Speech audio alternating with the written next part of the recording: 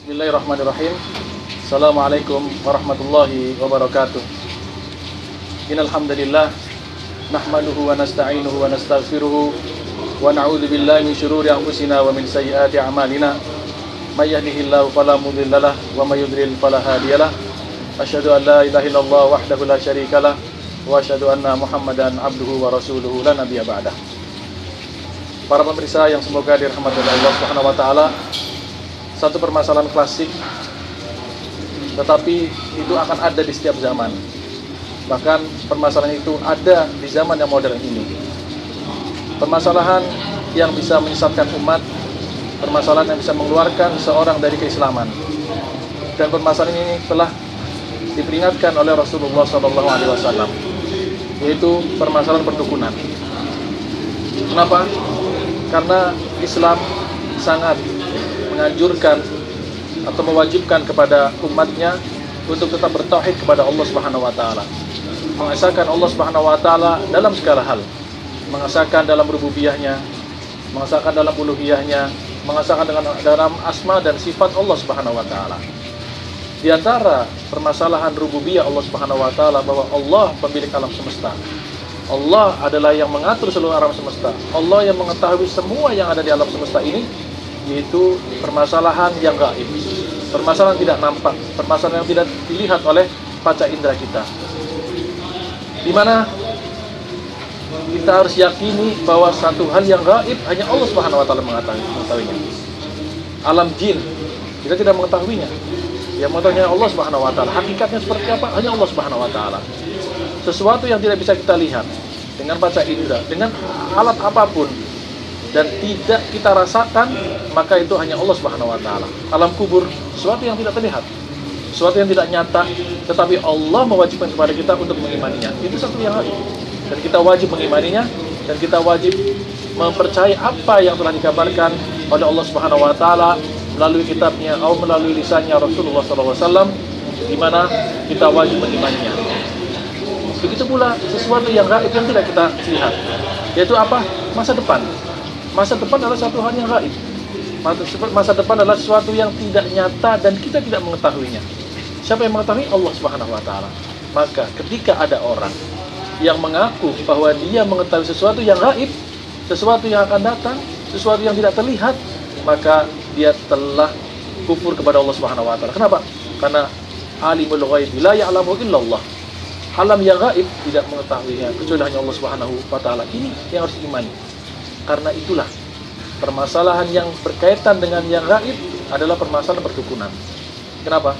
Karena seorang dukun itu mengaku bahwa dia mengetahui sesuatu yang gaib, sesuatu yang akan datang. Dia meramal seorang bahwa orang ini nanti masa depannya baik. Kenapa? Karena dilihat dari garis-garis di tangannya. Dia melihat bahwa orang ini adalah orang yang buruk di masa depannya. Kenapa? Karena lihat dari garis-garis wajahnya misalnya. Itu sesuatu yang gaib, yang tidak diketahuinya kecuali oleh Allah Subhanahu wa taala. Ketika orang mengetahui, ketika orang mengaku bahwa dia mengetahuinya, maka dia telah mengingkari terhadap apa yang telah Allah Subhanahu wa taala nyatakan bahwa satu yang gaib hanya Allah Subhanahu wa taala yang mengetahuinya. Atau ketika seorang datang bertanya kepada orang ini, di mana mobilku? Ketika dia kehilangan mobil. Di mana uangku? Ketika dia kehilangan uang. Di mana jamku? Ketika dia kehilangan jamnya. Dan tidak mengetahui di mana hilangannya. Datang kepada seorang ini yang sekarang dinamakan orang pintar dan sebagainya, kemudian mengatakan bahwa jammu ada di sana, mobilmu ada di sana, mobilmu yang ngambil adalah fulan, mobilmu mengambil ada ini. Padahal dia tidak mengetahuinya. Apa?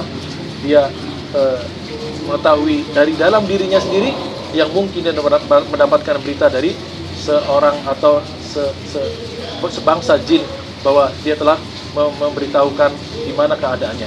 Nah, ini sesuatu yang gaib, sesuatu yang tidak mengetahuinya kecuali Allah Subhanahu wa taala. Ketika orang mengaku itu, maka dia termasuk orang yang telah kufur kepada Allah Subhanahu wa taala. Dan ini di Indonesia, bahkan di alam, di dunia ini banyak orang yang masih mempraktekkan perdukunan ini.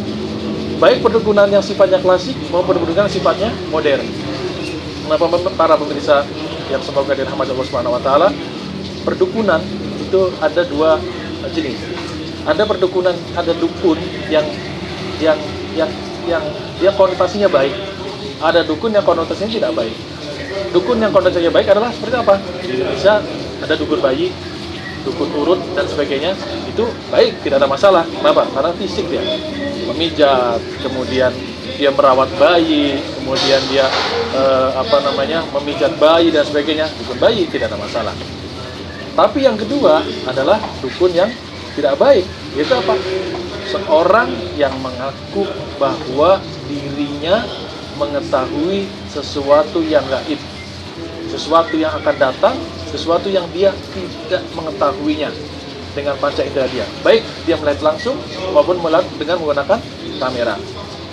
Ini permasalahan yang akan kita bahas, di mana ada perdukunan yang modern. Ya, ini yang akan kita bahas satu persatu insyaallah ta'ala pada kesempatan kali ini. Nah, sebelum kita bahas tentang perdukunan modern, yang pertama kita harus tahu dulu hukum orang mendatangi seorang dukun. Ya. Nah ini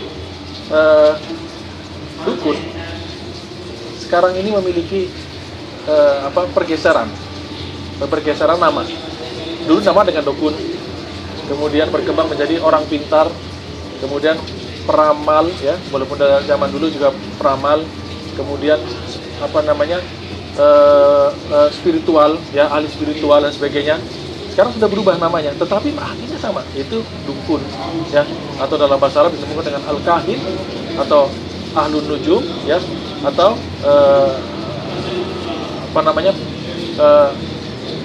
kahin atau ahlun nujum, ya, dan yang biasa disebut dengan orang yang mengetahui tentang perbintangan atau arraf, ya, dalam bahasa Arab ada istilah yang digunakan terminologi dalam mengartikan dukun dalam bahasa Arab.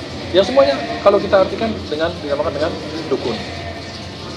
Yang pertama, hukum yang pertama orang mendatangi dukun adalah ketika dia datang dan bertanya iseng saja, ya, ingin tahu saja, ya, maka hukumnya apa? Hukumnya adalah dia tidak diterima sholatnya selama 40 hari atau 40 malam. Man ata arrafan fasa'alahu falam tuqbal sholatuhu arba'ina yawman aw lailah. Barang siapa yang datang kepada seorang dukun atau seorang peramal, kemudian dia bertanya dan dia tidak mempercayainya, hanya tanya saja, ya, ingin tahu saja, maka hukumnya apa? Sholatnya tidak diterima selama 40 hari. Luar biasa. Hanya tanya saja, maka dia tidak akan diterima sholatnya 40 hari. Datang kepada orang yang katanya peramal, ya, datang pada peramal, iseng, nanya, Pak, coba, ini garis-garis saya seperti apa? Baik apa tidak nih nasib saya ke depan? Dia ketika bertanya itu saja, hanya iseng saja, maka sholatnya 40 hari tidak akan diterima oleh Allah Subhanahu wa Ta'ala. Dahsyat sekali. Kenapa? Karena bertanya kepada dukun itu akan bisa mengantarkan kepada hal yang lain. Dia bisa jadi mempercayainya. Dia bisa jadi kemudian bahkan mungkin menghambakan dia kepada seorang dukun ini. Maka ini sudah dihindari dalam Islam. Agar apa? Agar penyembahan ibadah hanya kepada Allah Subhanahu wa Ta'ala. Maka yang seperti ini sudah dicegah oleh Islam.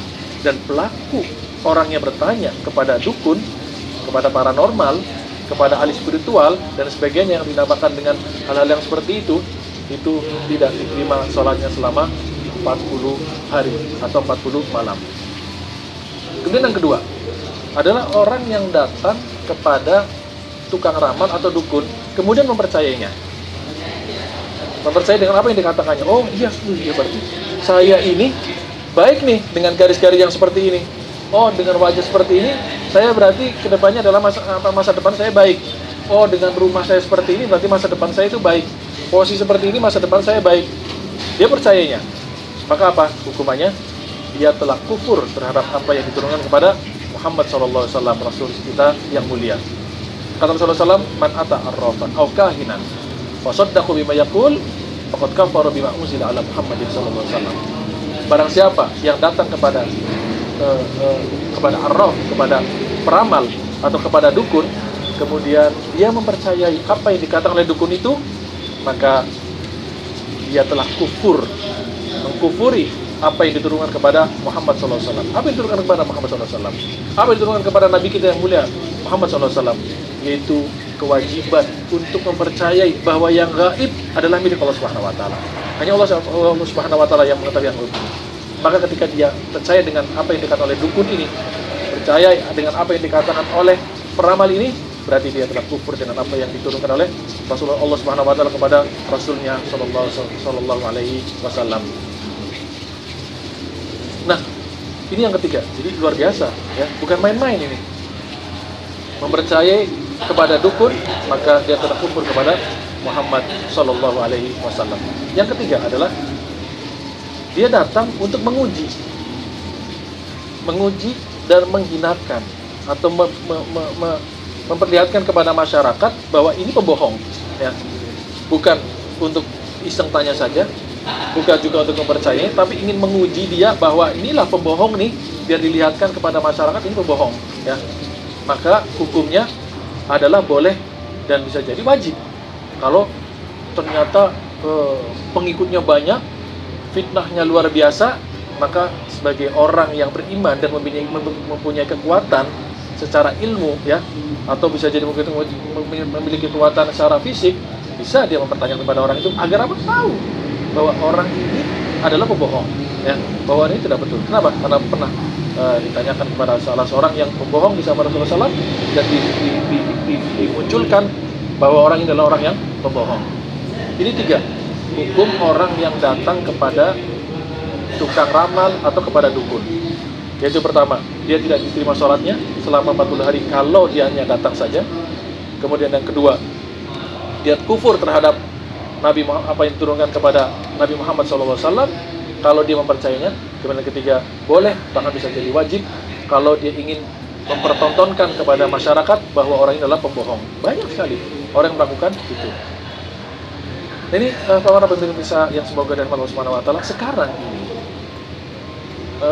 dukun mengalami pergeseran. Kalau dulu orang mau datang ke dukun itu datang ke gunung, datang ke tempat yang sepi dengan penampilan dukun yang sangat serem, mengerikan. Wah, wajahnya, suasananya dengan dupa-dupa dan sebagainya. Datang itu tempat-tempat yang sunyi, di malam hari, di tengah malam, atau di tempat yang gelap ya, datang dengan berunduk-runduk. Nah, sekarang sudah mengalami pergeseran. Dukun sekarang sudah kemana? Datang di hotel, nah, dengan fasilitas yang mewah ya, atau datang di tempat yang terbuka di mall ya. Datang disiapkan, kemudian dia akan membaca tangan seseorang, akan membaca nasib seseorang, bahwa kamu itu seperti ini, kamu itu nanti masa depannya begini ya. Dan orang banyak percaya itu. Bahkan datang ke hotel sengaja. Untuk apa? Untuk menanyakan nasib dia. Nah, lihat, public figure datang ke situ, lihat untuk melihat bagaimana sih dia. Kita nggak ngerti apakah datang untuk mempercayainya atau datang hanya sekedar untuk iseng saja bertanya.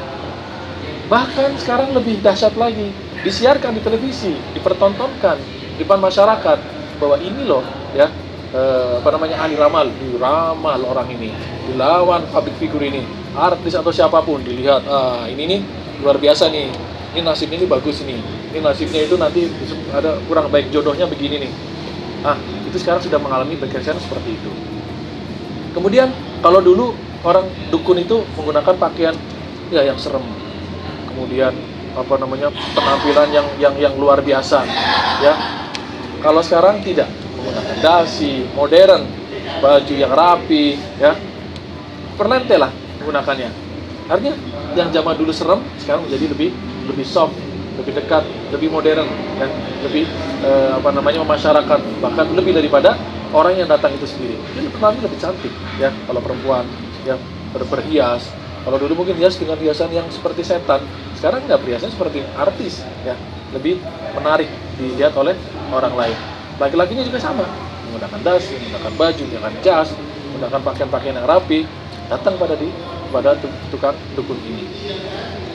Kemudian kalau zaman dulu dukun ini ya dari mulut ke mulut saja, datang ke sana, kemudian ayo saya ingin sesuatu, datang ke sana, ke tempat, kata orang ini. Nanti tangannya cita-cita dan berkembang. Sekarang sudah tidak lagi. Sekarang perdukunan sudah disiarkan melalui televisi. Kemudian perdukunan di majalah cetak, dengan majalah, dengan koran, dengan apa saja, ya sudah bergeser menggunakan alat-alat elektronik dalam memasarkan perdukunan. Sehingga orang melihat bahwa ini seperti bukan dukun, dia hanya meramalkan saja nasib dia ke depan. Maka dia melihat bahwa ya ini bukan dukun, ya ini hanya satu wadah untuk mengetahui nasib seseorang, padahal hakikatnya adalah perdukunan. Kemudian sekarang menggunakan medsos, ya menggunakan mungkin menggunakan WhatsApp, menggunakan Facebook, Twitter, Instagram dan sebagainya untuk menyebarkan perdukunan yang dia jalani atau yang dia praktekkan. Ini adalah permasalahan yang luar biasa. Para pimpinan yang semoga dirahmati Allah Subhanahu wa taala, permasalahan itu bukan permasalahan biasa. Kenapa? Ini adalah perbuatan syirik kepada Allah Subhanahu wa taala. Menyekutukan Allah Subhanahu wa taala dalam hal pengetahuan tentang hal yang gaib.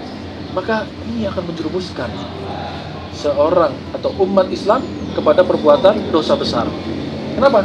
Karena syirik adalah perbuatan dosa besar dan termasuk perbuatan yang menghancurkan seseorang. Di antara 7 yang menghancurkan seseorang, di antara adalah sihir, ya. Sihir yang dilakukan oleh seorang dukun. Nah, ini para pemirsa yang semoga dirahmati Allah Subhanahu wa taala, bagaimana praktek perdukunan sekarang ini? Sekarang ini mungkin dari zaman dulu sudah ada, ya.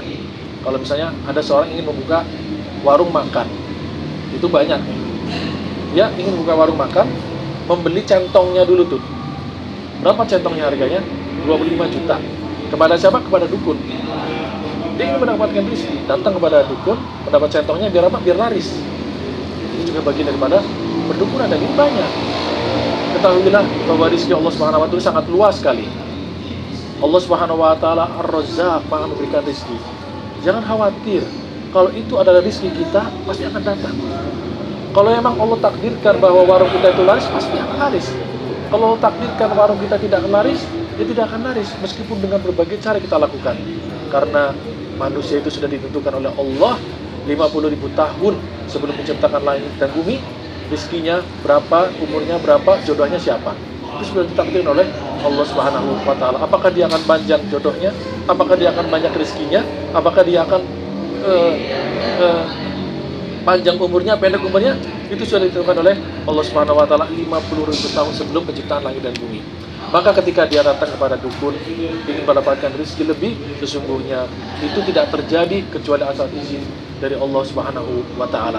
Namun kedatangan dia kepada dukun ini untuk mendapatkan penglaris, membeli centong, yang membeli atau apa saja yang diminta oleh dukun ini, maka sesungguhnya dia telah berbuat kufur kepada Allah Subhanahu wa taala. Kemudian apa lagi?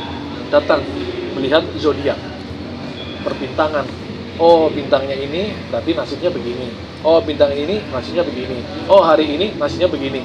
Nah, itu sama dengan orang yang datang kepada dukun, membaca zodiaknya dia apa, bintangnya dia apa. Oh, bintangnya ini Sagittarius, bintangnya ini apa? Saya tidak terlalu hafal. Ya, kalau dia benar ingin tahu saja, maka dia sama saja dia datang kepada dukun. Walaupun dia tidak mempercayainya, sholatnya tidak akan diterima selama 40 hari atau 40 malam. Namun ketika dia membaca itu, baik melalui media sosial, baik melalui media elektronik, baik melalui media cetak, maka sesungguhnya dan dia mempercayainya, dia telah kufur kepada apa yang diturunkan kepada Rasulullah Sallallahu Alaihi Wasallam. Kemudian apa lagi? Ya, banyak sekali ya. Yang membaca ini juga membaca garis-garis muka, membaca rumahnya seperti apa.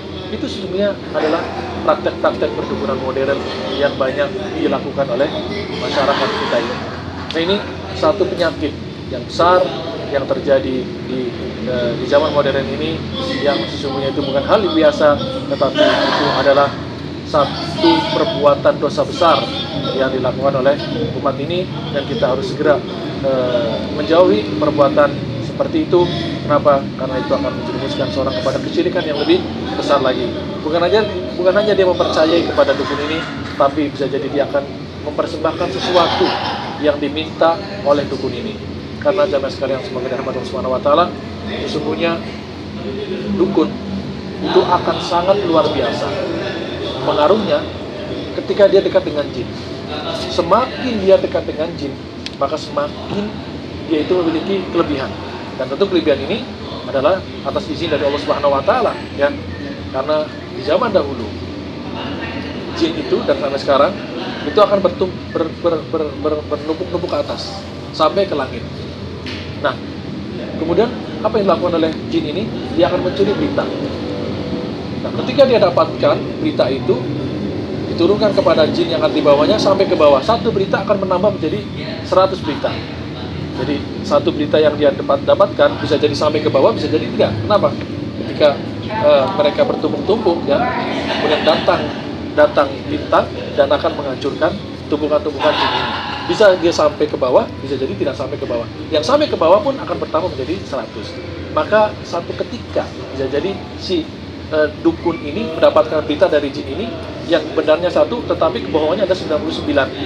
Nah, ketika ada satu berita yang dia sampaikan kemudian satunya benar, tetapi yang lain itu adalah kebohongan, maka ada orang yang tertipu dengan berita yang datang dari si dukun ini. Nah itu, maka si dukun itu tidak akan hebat kalau dia tidak mempersembahkan apa yang diminta oleh jin. Semakin besar kesyirikan yang dilakukan kepada jin, maka semakin besar pula ilmu yang dia dapatkan dari seorang atau dari jin. Kenapa? Karena zaman dulu wakanu ya'uduna birijali minal jinni fazaduhum rahaqa. Dulu orang-orang itu meminta pertolongan kepada jin, ya, maka menambah jin itu menjadi lebih besar kepala. Ya, kenapa? Karena sesungguhnya jin itu takut kepada manusia, tetapi ketika kebalikannya terjadi, manusia takut kepada jin dan meminta pertolongan kepada jin, maka menambah kesombongan daripada jin ini. Ketika dia semakin dekat dengan jin, semakin banyak dia mempersembahkan kepada jin, maka semakin besar pula ilmu yang dia dapatkan, bantuan yang didapatkan dari seekor atau sebuah jin kepada dia. Maka inilah bahwa perdukunan itu akan dekat sekali, bahkan itu akan larut terhadap kesyirikan, ya.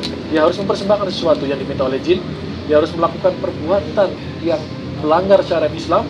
Semakin besar perbuatan dilanggar, maka semakin besar pula dia mendapatkan kecintaan dari jin. Ketika jin mendapatkan kecintaan, memberikan kecintaan kepada dia, maka semakin besar pula bantuan yang diberikan oleh jin. Dan tentunya sesuatu itu tidak akan terjadi kecuali atas izin Allah Subhanahu wa taala. Maka saya mengajak kepada saudara-saudara kita, ayolah kita memperbaiki diri. Kita lihat bahwa rezeki Allah itu pasti akan datang. Masa depan manusia itu sudah ditentukan oleh Allah Subhanahu wa taala. Tidak perlu kita datang kepada dukun, tidak perlu datang kepada tukang ramal, tidak perlu datang kepada paranormal, sakit apapun, ya, tidak perlu datang kepada paranormal, ya. Datanglah kepada orang-orang yang memang secara rasional bisa menyembuhkan, ya. Misalnya apa? Datang ketika dia sakit di pahanya, kemudian diambil oleh paranormal, diambil penyakitnya dan dibuang begitu. Itu kan tidak rasional. Bagaimana akan diambil begitu? Padahal itu ada di dalam, kecuali dia dibedah, diambil penyakitnya, dibuang. Nah itu banyak sekali dan banyak orang percayanya.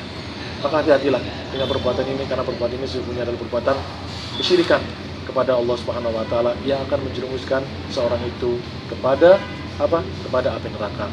Maka ayo kita jauhi perbuatan syirik, termasuk perbuatan syirik adalah datang kepada seorang dukun, ya, dengan dua kriteria yang pertama tadi, ya, hanya datang saja, maka dia tidak diterima sholatnya 40 hari, datang mempercayainya, maka dia telah kufur terhadap apa yang diturunkan kepada Muhammad SAW. Adapun yang ketiga adalah orang yang datang untuk menguji saja, maka sesungguhnya dia itu bahkan dibolehkan, bisa jadi adalah wajib untuk dia lakukan. Ini apa yang bisa saya sampaikan. Wallahu a'lamu bishawab. Wassalamualaikum warahmatullahi wabarakatuh.